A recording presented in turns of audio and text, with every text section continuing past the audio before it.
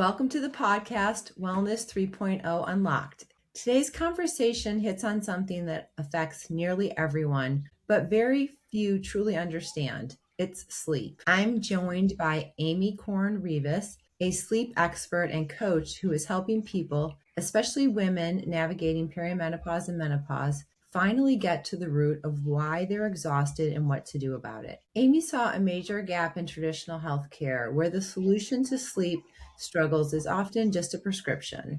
Instead, she has built her work around sustainable solutions that address the why behind disrupted sleep rather than just the symptoms. In this episode, we go beyond sleep to discuss what has changed over the last decade, why so many people are struggling more than ever, and how the rise of AI in healthcare is shifting the way we need to advocate for ourselves and patients. If you've ever been told to just reduce your stress and left without real answers, this conversation is for you. Hi, Amy, and welcome to the podcast.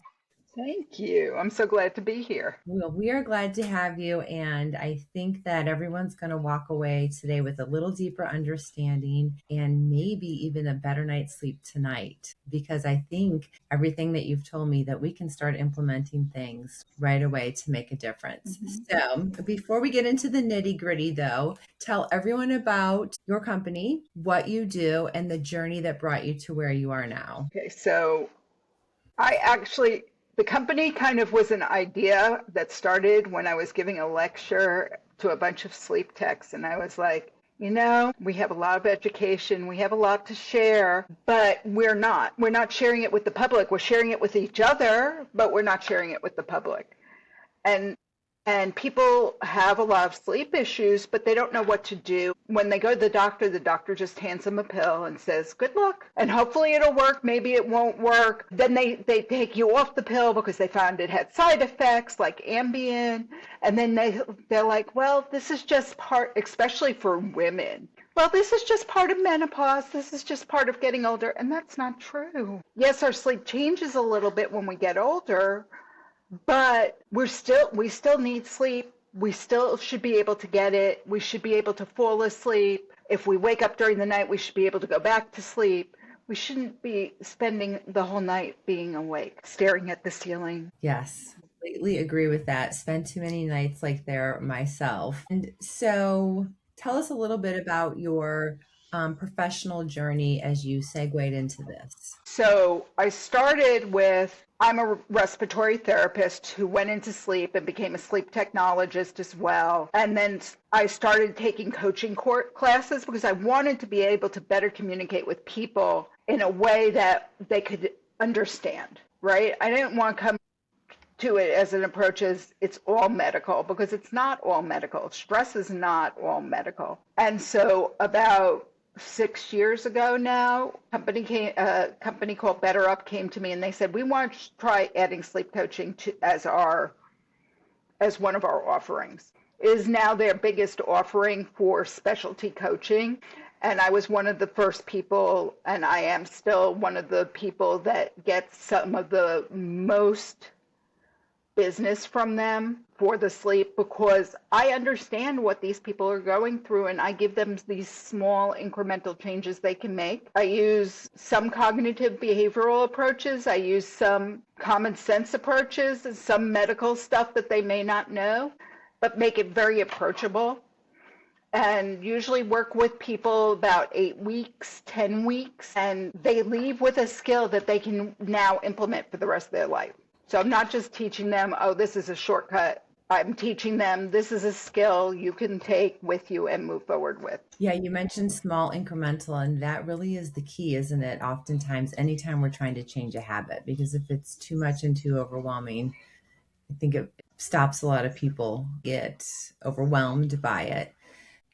Each person is obviously different and everyone has their own set of issues, but are there some really just common little tips that you could give to anyone that struggles with sleep that would apply to most people? Yeah. There's 3 things that people don't do. The first one, we actually do for our kids, but we don't do for ourselves. You should have the same wake time and bedtime 80% of the time. I'm not going to say 100% of the time because that's silly. You know, we want to go out, we want to have a good weekend, we want to have some fun. That our sleep, bedtime, and wake time shouldn't interfere with that. But we should have the same, most of the nights, the same bedtime and wake time because our body has an internal clock and we need to set that clock properly. And it doesn't understand weekdays and weekends. It just understands that this should be my bedtime and this should be my wake time. Another thing that we don't do, a lot of people, is get sunlight in the morning. Our body needs sunlight. That's how we set our clock. We have hormones that are regulated by us being out in the sun, not from the sun being on our skin, but by the visual. Like when we walk outside and we go, oh, it's bright out. No, I'm not enjoying that. That actually helps to set the clock in our body saying, oh, it's time to be awake. And it actually helps us sleep better at night. But we don't do that.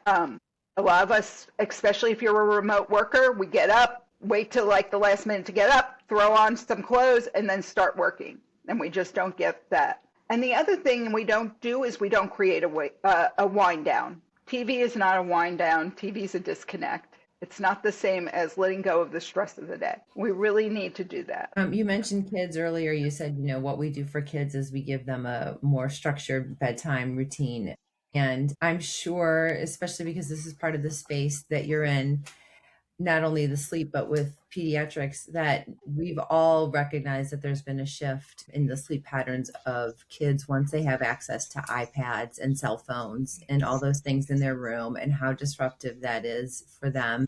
And it's a challenge for us as grown-ups who know better to monitor that for ourselves, but certainly for a kid, that's really asking too much for them. But beyond even that, even younger children who don't even have access to those tools or distractions at their bedside, have you seen a change in sleep patterns, even in younger children as well, just based on how society is now? Yeah, we forget, I think, sometimes now. Now, I'm a nana. I want to spoil my grandkids as much as the next person, but we forget we're not their friend, we're their parent. And so we need to create that bedtime for the kids, and we need to create that specific bedtime routine. And so many parents don't do that. Or they use something electronic to let the kids wind down. Tony boxes. I mean, when they're really little, they have Tony boxes and hatch lights. That tell stories to the kids. And really what they need is when they go to bed is that dark, that quiet to allow them to go to sleep, not the storybooks.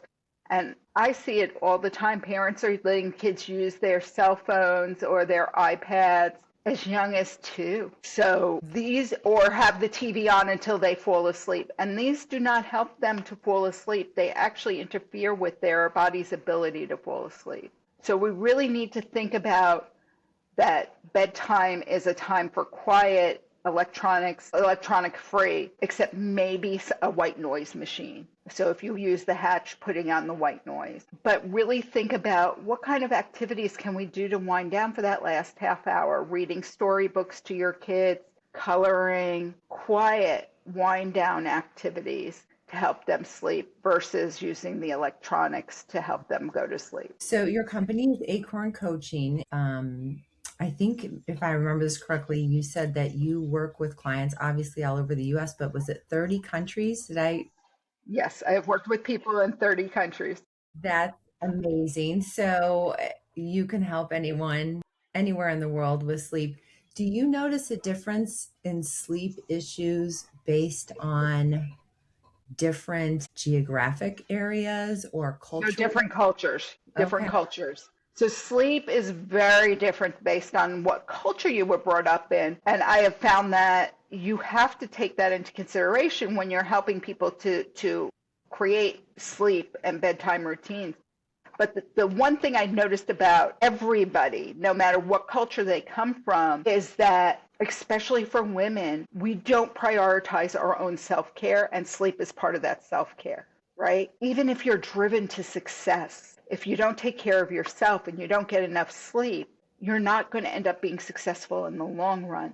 But we haven't figured out how to balance that and how to put ourselves on our own calendars. And that I, doesn't matter what country or culture you're in. I feel like there's been a slight shift in a recognition of more self-care, whereas, and it still is for a lot of people, it was like a badge of honor to not sleep. I'll sleep when I'm dead. It was kind of what I was raised with. Yes, yes, the same. And it's something that we sort of almost bragged about.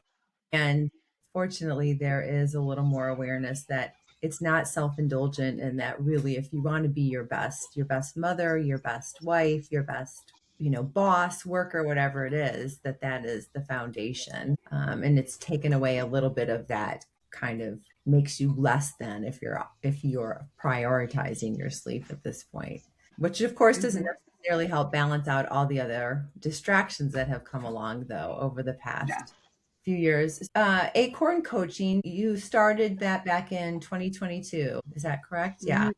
Tell us a little bit about some of the struggles that you've overcome since you began your AKorn Coaching. I think the biggest struggle I have is I just want to help people. So I tend to give away my service more than charge for it. And understanding that charging for it does two things that I didn't consider.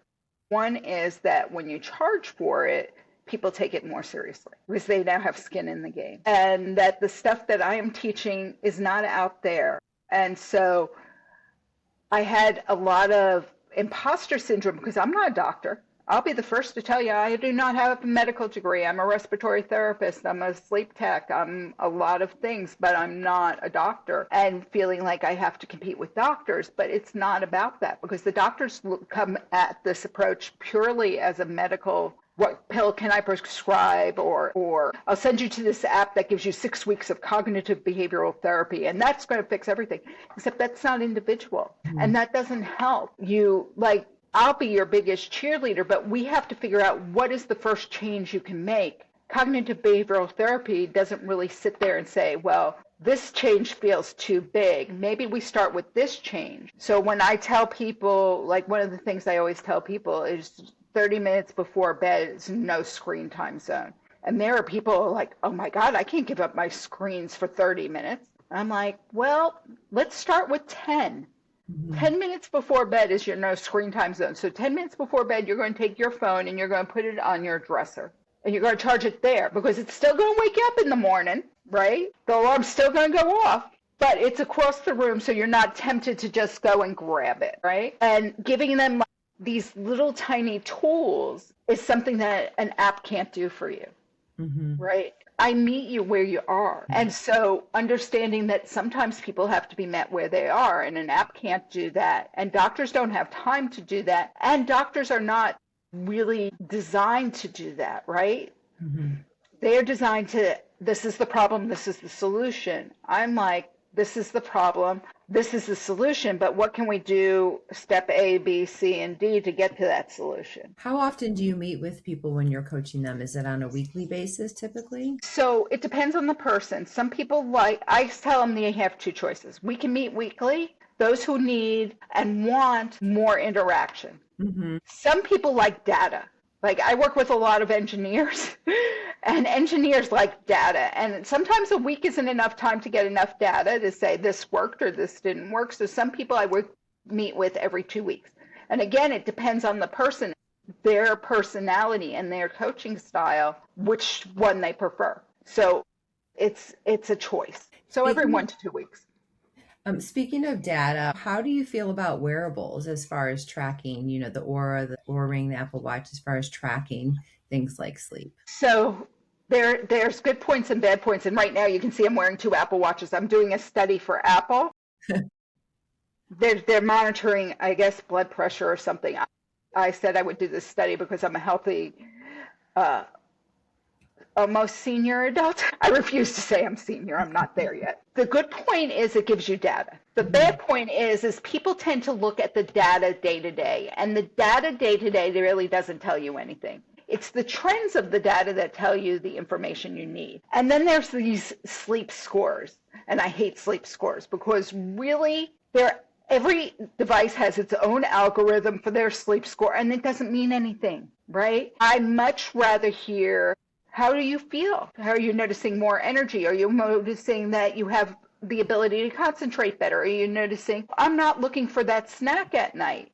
What, like, let's look at what's changed in your life versus what a piece of equipment says. But the good thing is it gives you data. Like, I find that I wake up every night at 2 a.m. in the morning. What does that tell me? That tells me that when you're either going into or out of REM sleep, which is where I dream, that instead of just arousing and rolling over, I'm waking up usually to go to the bathroom, then going back to bed, and then I'm having troubles going back to sleep after I wake up at 2 to go to the bathroom. So Mhm. what can we do to help you with that? I do like my Aura ring.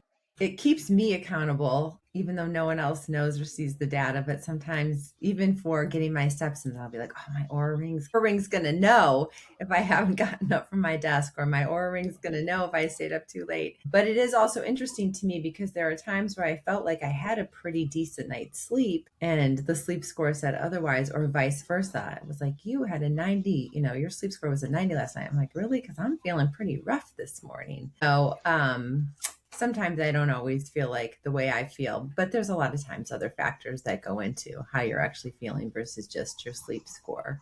Well, Or, and that's it. And people don't understand what the data is telling you. Mhm. Your sleep score may be high because you got 8 hours of sleep, but maybe you didn't go into as much REM sleep, or maybe you didn't go into as much deep sleep, or, there's too many things, and it doesn't explain all of that to you. And it could be that you're recovering. Let's say you had a really, like, I love leg day when I go work out, but most people hate leg day. Maybe you had a rough leg day and your legs are sore and you're tired, and because your body is recovering, you may have had a great sleep, but your Mhm. body is recovering, and so you're more tired. Gotcha. That all makes perfectly good sense. So you mentioned that some of the struggles that you had was a little imposter syndrome and struggling to actually charge sometimes for your services. So glad to hear that you've overcome that, because you're absolutely right. I mean, how many times, I don't know about you, but I've signed up for something free and I didn't bother to show up to it because I hadn't put any, I wasn't invested in any way, shape, or form. Or there's been other things that I've done where the more it costs me, the more invested I am, the more seriously I take that. So not only is the service you're providing so crucial, but absolutely all that knowledge that you bring. So I'm glad to hear you've overcome that. Is there any other struggles that you're currently facing with your business that you're trying to work through right now? I think the other struggle that I have is the AI struggle. Like, people are like, oh, I can go to AI and I can get all this information. But no, really you can't, because AI is great at certain things, but understanding where you are and what your life struggles are, AI is not good at that. And, like, what can we do to overcome those struggles without causing more stress in your life, right? Mhm. And the only thing that can do that is another human being. And even in the hospitals, when we're doing sleep studies and stuff, people are like, oh, well, the AI says, I'm like, or Google says, Dr. Google is my nemesis, right? Mhm. But I find that that's a little bit challenging in today's society. Yeah. Well, as you know, the company that I work with, Soaring Solutions, we are an AI company and we help provide solutions for business owners, practitioners. My real joy and where we really put our focus on with helping owners and practitioners and people who are growing their businesses is when we can help you compress data, do menial tasks, help with Right. administrative, potentially marketing, lead generation, that type of thing, so that frees you up in order to do the most important thing, which is the human connection, that can't ever be duplicated or Oh, replicated. absolutely. Absolutely. So that's what we're always striving to do. But it's not always that cut and dry. And like you said, sometimes the lines get a little blurred, and people will utilize this information and take it just at face value, and it's always really best, particularly when it comes to any kind of medical advice, to verify that with a human, whether it's your physician or someone else in your life that has that kind of knowledge. Absolutely. So we've talked a little bit about some of the struggles that you've overcome and kind of working through, especially with AI, but is there anything in the future that you're really excited about for your business? Anything new coming up or something on the horizon? I get to do a couple of things. One, at the hospital that I'm working at, because I work at a pediatric hospital, we're going to do some, they call it by a different name, but we're going to be doing some sleep coaching with parents to help them with their children to sleep better. And so that program is coming in. I love that we were able to start that. And then I'm also getting Sleep 2026 is a conference that's done every year, and I get to speak at that this year, which I'm Oh, so nice. excited about. What am I going to sleep about? Care plans and coaching, which I think is the next real step in the sleep labs for people, is like not just treating sleep apnea, but giving them support, giving people support. I think the sleep, helping the parents with their children's sleep is going to be a big hit. There's not many parents that I know, myself included, when my kids were younger, I did not have that sleep thing down with them. I remember back then the Ferberizing was the big trend, and I tried it and it was miserable, and I failed at Kids that. are miserable, but more importantly, the parents are miserable during that. It's Yes. not that it doesn't work. It's not that it's not. I'm not going to say it's a bad thing. I'm not going to say it's a good thing. I like withdrawal method better. I Uh-huh. think it's a much gentler way to teach children to self-soothe to go to sleep. And I think we forget that this is a skill that we're teaching our kids. This Mhm. is and something that once we teach them, they will have that for the rest of their lives. So we have to be patient with ourselves And and what is the patient with withdrawal the kids. method?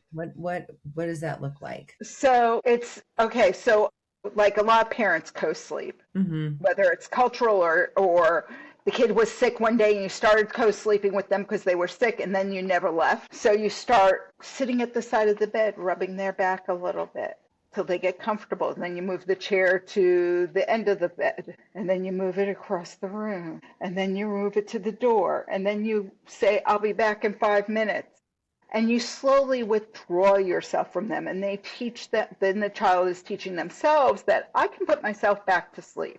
I don't Mhm. need mommy or daddy to put me to sleep. But it's a slower process and it may take a little bit of time to do it, but it's a gentler process and it doesn't stress the parents out as much. And as much as, like, if I'm stressed, my kid's going to be stressed. Right. They absolutely pick up on that. Right?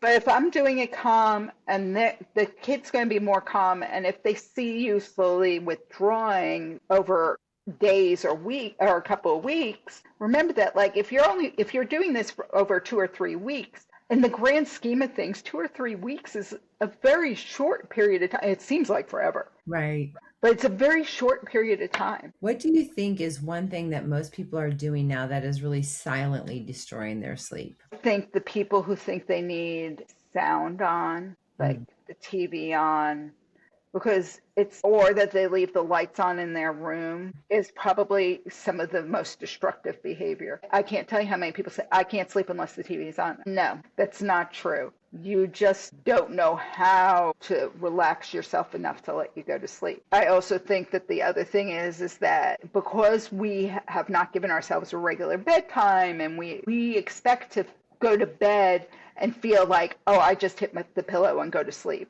And Mhm. really, it takes our brain about 20 minutes to transition from wake to sleep, and not waiting and giving yourself that time to transition. And just have their own little sleep rituals, especially as we get older. And what my partner and I always liked the windows open and the shades up because I liked the sun to wake me up in the morning. But that also meant that some of the ambient light from outside was coming in. That's not ideal. He prefers it like a cave as far as that goes. So I've acquiesced to him because what he likes is actually better for us. He's also a big fan of having a fan going all the time, that like he likes that white noise. That was a big adjustment for me because I never liked having the white noise. And I also didn't like having to have a fan, because then if you go somewhere and you don't have a fan, then it becomes harder to fall asleep. So I always kind of liked it not to have too many things where it had to be such a certain way, because then I found I wouldn't be able to sleep in other places unless I had all those boxes checked, you But know. here's the thing about the fan noise. There are enough apps on the phone that sound just like a fan. You can Mhm. download a white noise Mm-hmm. and use that at a hotel. And I actually recommend, like my clients who travel a lot, Mm-hmm. we find a white noise sound that they like. I like thunderstorms, like the sound of a thunderstorm. So if I'm in a hotel, I'm going to use that app Right. for the thunderstorm sound. So that way it helps to, because white noise, and you make it just loud enough that you can hear, you're not making it real loud. Right. But that helps to, because what it does is it keeps those noises in the hallway from, like if it's totally silent and then you have somebody walking through the hall chatting, that'll wake you up. But if you have Mm-hmm. that nice low level white noise, that doesn't stand out and you sleep better. Mm-hmm. And there are plenty of free white noise apps out there. Absolutely. Well, Amy, I think you've given everyone some really great information, some really great tips. I just wanted to highlight those 3 tips, leave everyone on that note that you gave at the start that maybe people could even start implementing tonight, trying to use that consistent awake and asleep time as much as possible, getting that sunlight in the morning. And I've been really making a conscious effort to actually get out of the house in the morning, even if it's a work from home day, to get that sunlight in my eyes. It really does make a difference. It feels so much better. It's a little easier to do now that it's not freezing cold outside. Yes. A little bit more appealing. And then just that whole wind down routine. And for people, that was such a great little tip. Like, okay, maybe 30 minutes of no screen time is too much for someone if you're so used to having that TV on or looking at your phone right up until the time or even falling asleep with it. Start with 10 minutes. Take it slow, something manageable so that you feel successful and then just continue to build on that. So I think those are some really great tips. I know there's going to be a lot of families that are going to be very happy after they go through the program that you're working with the children to help them sleep. So that's an amazing thing on the horizon for you. But tell everyone how they can reach you. I'll put all of your links in the show notes and they'll be able to directly link on that, and that you also have a special offer for our listeners. So I have a website, akorncoaching.com, or I have Amy Korn-Reavis Coaching.com, and you can go to either of those 2 sites and send me a message and we will set up a time to talk, because I think that sleep is very personal, and so I don't want to help you if I think that there's something that you actually have to see a doctor for. So I like to have that one-on-one talk with you and say that yes, this we can help, or no, this is something else, and let me give you some hints of what you need to talk to your doctor about. And then I'm also on Facebook, LinkedIn. It's Amy Korn-Reavis. Everything's under Amy Korn-Reavis. You can DM me. I will always be happy to set up an appointment to talk one-on-one with you. And then if you mention that you heard the podcast and we work together, I'll give you 20% off of my my coaching rate just by mentioning that you heard me on the podcast. Oh, well, thank you for that, Amy. That's a really generous offer. And then just one last question. We touched on AI a little bit earlier in the conversation, but if there was one task right now that you could just take off of your plate from a business perspective and hand over to AI, what would that be? I've already started doing it. I love AI. So AI is great I'm an okay writer, Uh-huh. but I'm not a great writer. And so I will take an idea and I will take the research articles I found about it, and then I put it into AI and they write the newsletter for me or the post for me, and then I sit and I edit it. Yeah. But they give me that really strong outline, which would take me like half a day to do, now takes about 10 minutes to do, and then I can write it. I do the research. Mm-hmm. I know what the topic is, but it puts it in a much more concise form than I would ever do. It's always so gratifying when it does a nice task like that for us in such a short time, gives us the basis. And again, like I said earlier, removes some of the tediousness and the time consuming, and then you get to put your final personal touch on it and make it your own. So Yes. I love that you are doing that. And then is there anything else in your business at this point that you're like, wish I could just wave a magic wand and have that handled? It does a lot of my proofreading for me. So I've written 2 books and I'm working on my 3rd. So it does a lot of my proofreading for me and editing. And then it also, with my presentation, I took my presentation, I built it out and then put it in there. And it proofread it and corrected my spelling errors and all that. And kind of made some of the slides more concise for me because I can be a little wordy, which was really nice and saved me like loads of money. Last book I had, it cost me almost $1,000 to get it edited. And Mm-hmm. so this saved me so much money in editing, Mm-hmm. and I could get that book out to people a little bit faster. That's amazing. It sounds like you're really embracing what AI has to offer and the good, and you're, conscientious of where it can fall short, utilizing that to its best advantage. So thanks again, Amy. We're going to put all of that information in the show notes. Hopefully, everyone that's listening, if you're struggling with sleep, you'll use a few of these tips to start to get a better night's sleep. And if you need more help above and beyond that, please reach out to Amy, work with her, because we know how foundational sleep is. And if you aren't getting that, it's so challenging to operate at our best for the rest of the day, not to mention the long term health effects that that can have. So, what you're doing is really amazing work. Thank you. Thanks, Amy. We appreciate it. It was a Bye. pleasure. Thank you.